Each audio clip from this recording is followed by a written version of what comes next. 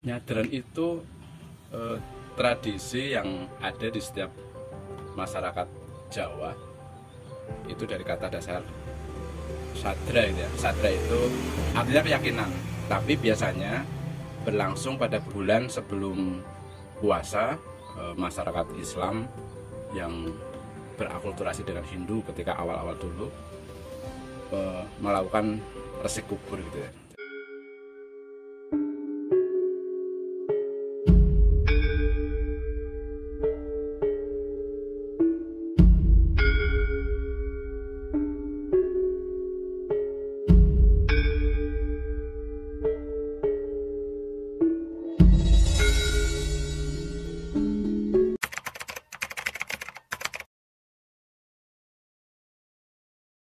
Di Banjar yang paling tua di Gumelem. Ketika itu belum ada Gumelem Wetan dan Kulon ya, masih Gumelem. Gumelem itu satu daerah perdikan itu tanah pemberian raja, sehingga bebas pajak. Waktu itu ada namanya Kiai Giring ya, Kiai Giring. Jadi dalam sejarah Mataram itu ada 3 orang yang sangat kuat, Ki Panjawi, Ki Giring, terus satunya ada yang hafal enggak? Nah, Ki Giring ini salah satu di antara 3 itu. Mereka sangat kuat dalam hal spiritual. Nah, dia ditugaskan oleh Raja Sutawijaya untuk mengembangkan Islam. Sutawijaya raja setelah Demak runtuh ya.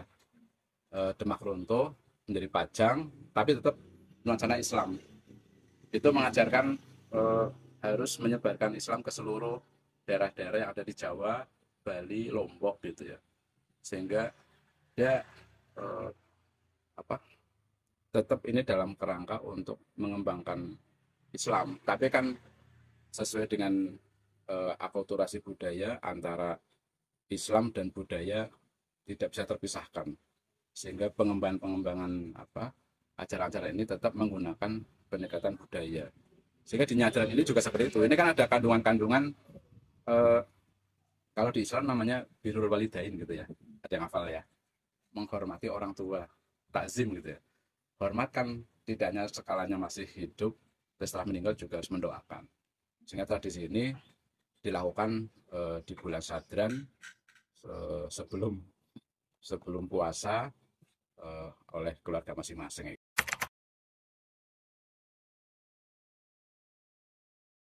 Pertama, beberapa hari sebelumnya ada namanya besik. Besik itu resik kubur. Jadi orang tua masing-masing itu yang ada makamnya, kemudian membersihkan, dibersihkan.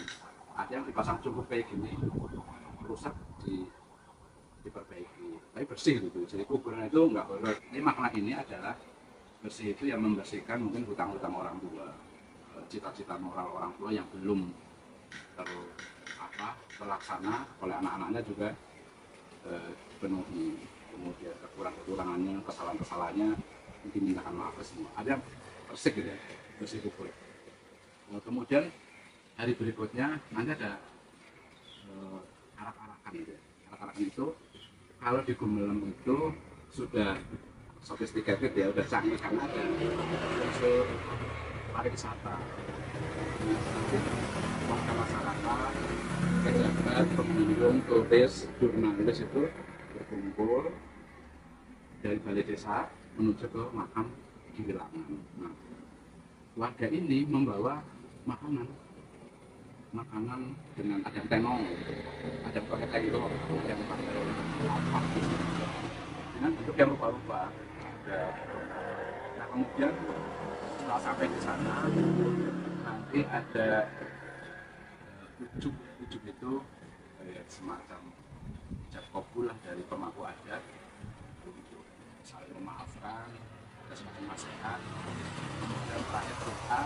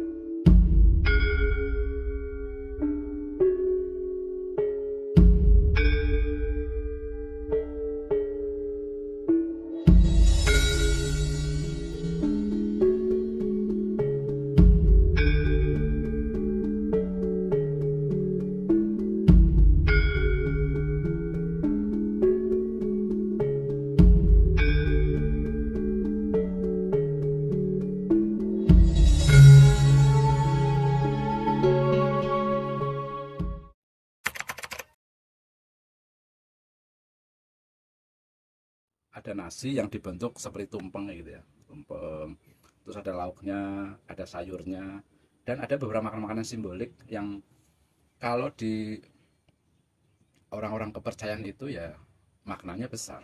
Artinya gini, kalau gunung itu kan apa, tumpeng itu kan membentuk kayak gunungan itu ya, gunungan. Kalau di Islam itu kan ada syariat, makrifat, hakikat kayak gitu. Jadi gunungan ini melambangkan sebenarnya sisi spiritual kita harus seperti itu. Syariatnya kuat, makrifatnya kuat, hakikatnya juga kuat. Jadi agama tidak sekadar syariatnya saja, tapi juga ada sisi makrifatnya, si hakikatnya gitu. Sehingga mestinya orang itu harus memiliki spiritual seperti itu. Kemudian ada ya lauk banyak lah gitu ya.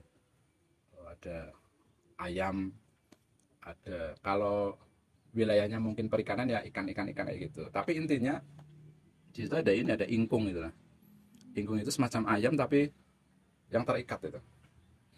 Itu menandakan bahwa seseorang itu harus menahan sifat kebinatangannya gitu ya.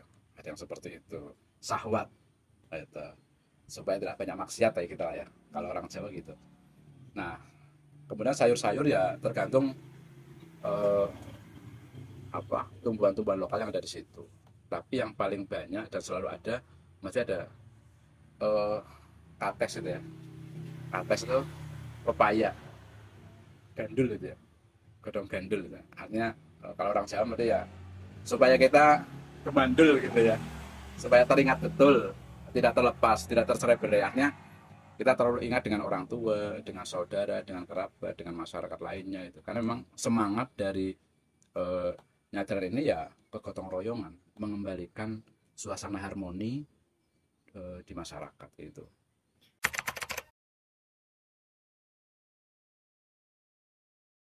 Sebelum COVID, saya pernah ikut ke sana. Malam di Sarasehan sudah mulai banyak yang datang. Mereka menginap di homestay di sekitar sana.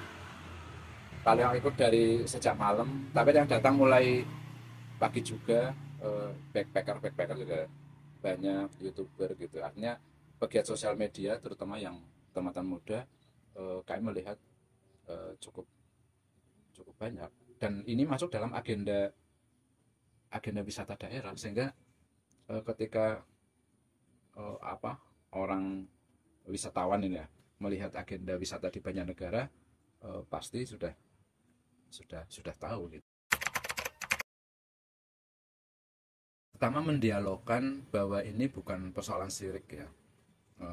Artinya ada dialog intensif antara agamawan dan budayawan, sehingga tradisi ini tidak kemudian tersingkir karena berhadapan-hadapan dengan agama. Kemudian yang kedua, mendesain event ini menjadi destinasi wisata. Ini sudah masuk ke dalam agenda wisata. Kemudian yang ketiga, pemerintah membantu melalui perbaikan infrastruktur, akses masuk ke sana, perparkirannya. Dari keraton juga, keraton secara berkala juga menjaga agar bangunannya itu tetap tampak baik gitu. Dan terakhir kami kira ya memasukkan ke dalam muatan lokal pendidikan agar teman-teman generasi muda ngeh gitu ya dengan budaya-budaya lokal yang ada di sekitar kita. Cara adat Nyadran Gede ini merupakan warisan nenek moyang yang harus kita jaga dan dilestarikan agar anak cucu di masa mendatang masih dapat mengetahuinya. Yang besar di kota itu berangkat dari nenek kecil dari desa, sehingga kita tidak bisa melupakan sejarah jasmani dengan